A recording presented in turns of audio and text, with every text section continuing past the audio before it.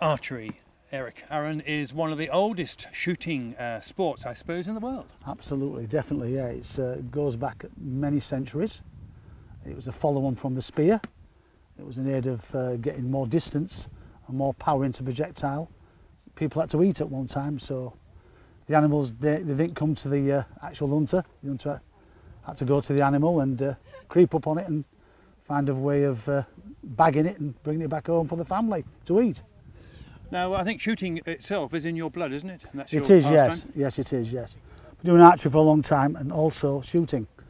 Been shooting, well, archery is a shooting sport. Been doing that since about 7. Clay binge shooting started when I was about 11 or 12, okay? When I was, you know, big enough to hold a gun that would suit me, that I didn't feel too tired with holding. My father bringing me out and when I was big enough to sort of handle a shotgun correctly. Away we went, but with my father's supervision, okay? Didn't sort of go out shooting by myself till I was 16. I think on private land you can go out before, but you have to be 16 on private land with the owner's permission and those people in present with you. In archery, you seem to be doing very well in teaching absolute raw beginners here to actually hit the target. So is it easy? Do you know, I find it one of the easiest things to teach because just getting the basics right, getting to stand right, and it's something, I mean, you looked at the girls that have been shooting, some of them are very slightly built and they're just getting great scores. You're just giving them the right equipment to suit them. There's no point in giving them a bow that's too heavy for them to hold, too powerful to draw back.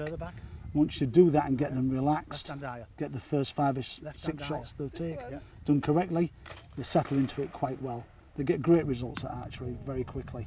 It's so easy to put them right when something's not gone correctly. It's always a popular thing to come and be shown and be taught here at the Game Fair, and you can pick up, of course, the equipment as well. What's it cost to get into? Well, basically, I wouldn't attempt going out and buying any archery equipment until you've had some correct tuition, and the governing body is GNAS, which is the Grand National Archery Society.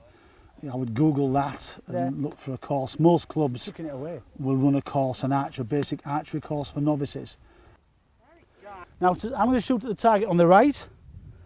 So I'm going to stand nice and straight like so. Imagine there's a straight edge between my toes pointing towards the target. That's how we stand. I'm going to draw the string back until my index finger, this one, is level with the corner of my mouth. And just this morning, we've had some mouths in very funny positions. I've had one over here, one up here, and some over there somewhere. So don't worry, once you relax your fingers, when we let the arrow come through, everything wants to leave you and leave you as soon as possible. It wants to go away from you as quick as it can, okay? 3 fingers below there, draw it back, look at the tip of the arrow, line up the centre of the target and shoot. Let's try one more. Red fletch away, like so. All the way back. And of course, as well, when you come to the Game Fair, you can have a go at shooting, not only archery, but also clay shooting. Well, I will say at the Game Fair and maybe corporate events also, it's the first introduction that people get into shooting. It's something they can cross off their bucket list. So when they come to the Game Fair, they've got CPSA instructors and BASC instructors. These guys will give them the first grounding into shooting, the first lesson. You've got to get the first 5 or 6 shots again correctly done with that person. It's the right size gun, the right calibre of cartridge. Get that wrong, you will put them off shooting forever. So it's to my advantage being a shooter, to bring people into the sport correctly, to get them to shoot correctly and safely with the right equipment. So as I say, if a slightly built 13-year-old comes, we're not going to give him a 12 ball with an heavy load. He's just going to really not enjoy it. So give them the right size gun with the right size cartridge that they can control and hold correctly. If the gun's too heavy, they're going to start feeling recoil, they won't hold it correctly. So at the CLA, most of the associations, John Bidwell's shooting from Park Lodge, I think he's got 8 or 10 Avogo stands, and the instructors there are fully qualified. There's also the BASC stand, the CPSA stand as well.